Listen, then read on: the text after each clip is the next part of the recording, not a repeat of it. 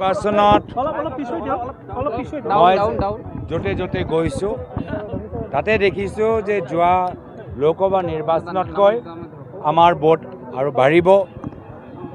উজনি অসমৰ বিভিন্ন সভাত মহিলাসকলৰ সংখ্যা আগতকৈ বেছি মই দেখা পাইছোঁ। ৰাইজৰ মাজত এটা সজাগতাৰ সৃষ্টি হৈছে আৰু বৰ্তমান বিজেপি চৰকাৰৰ ৰাজনীতি তুচ্ছ তাচ্ছিল্য এই কথাবোৰ অহংকাৰী ব্যৱহাৰ কোনোৱে ভাল পোৱা নাই।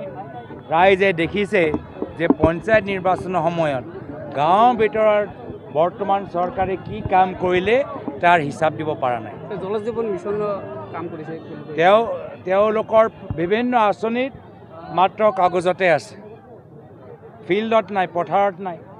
জল জীৱন আঁচনিৰ ভিতৰত কোটি কোটি টকা লৈ তেওঁলোকে পাইপ বহাইছে, কিন্তু পানী কানেকশ্যন ক'তো দিব পৰা নাই।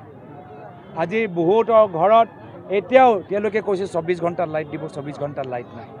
আৰু দুখৰ কথা যি দলে ধৰ্ম নামত ৰাজনীতি কৰে, ভগৱানৰ নাম লৈ আজি তেওঁলোকৰ দিনত অসমৰ গাঁৱৰ ভিতৰত আটাইতকৈ বেছি মদৰ দোকান খোলা গৈছে। ইয়াতকৈ আৰু লজ্জাজনক কথা কি হ'ব পাৰে যে আটাইতকৈ বেছি মদৰ দোকান হিমন্ত বিশ্ব শৰ্মা চৰকাৰৰ দিনত খোলা গৈছে। আপুনি পাকিস্তানৰ কথা কৈ থাকে, আপোনাৰ 15 দিন যাই আছিল, কোনটো পথেদি গৈছিল আপুনি? তেওঁলোকে মোৰ ওপৰত বিভিন্ন ধৰণৰ অভিযোগ, মোৰ পৰিয়ালৰ ওপৰত, মোৰ ল'ৰা ছোৱালীৰ ওপৰত তেওঁলোকে বিভিন্ন বিষয় লৈ ৰাজনীতি কৰি আছে।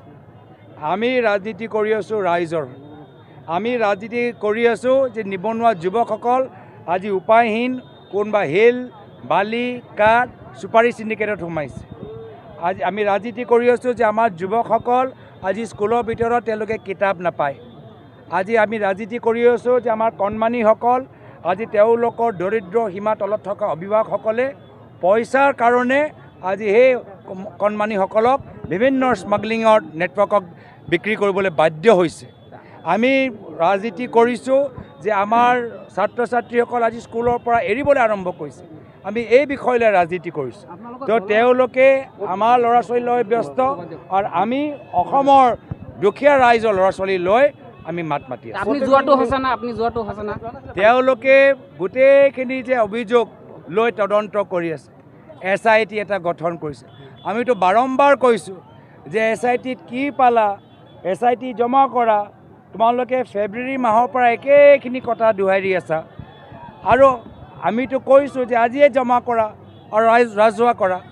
আজি আমি পাকিস্তানক যি পাকিস্তানৰ পৰা সন্ত্ৰাসবাদী আহি আমাৰ ভাৰতীয় নাগৰিকৰ ওপৰত আক্ৰমণ কৰিলে, হত্যা কৰিলে, আমি পাকিস্তানক বিজেপি চৰকাৰৰ পৰা এটা শক্তিশালী প্ৰতিক্ৰিয়াটো বিচাৰোঁ। আমি আজিৰ তাৰিখত চৰকাৰক সমৰ্থন জ্ঞাপন কৰিছোঁ, কিন্তু দুখৰ কথা যে পাকিস্তানক এটা শক্তিশালী এটা প্ৰতিক্ৰিয়া দিয়াতকৈ, সন্ত্ৰাসবাদীসকলক ধৰাতকৈ বিজেপি দল ঠায়ে ঠায়ে নিজৰ আঞ্চলিক ৰাজনীতি কৰি আছে। মই সেইটোৱে কৈছোঁ কি তেওঁ আমাৰ সন্তান, মোৰ সন্তান লৈ ব্যস্ত। আমি অসমৰ দুখীয়া ঘৰৰ ল'ৰা ছোৱালীৰ ভৱিষ্যলৈ আমি চিন্তা কৰিছোঁ।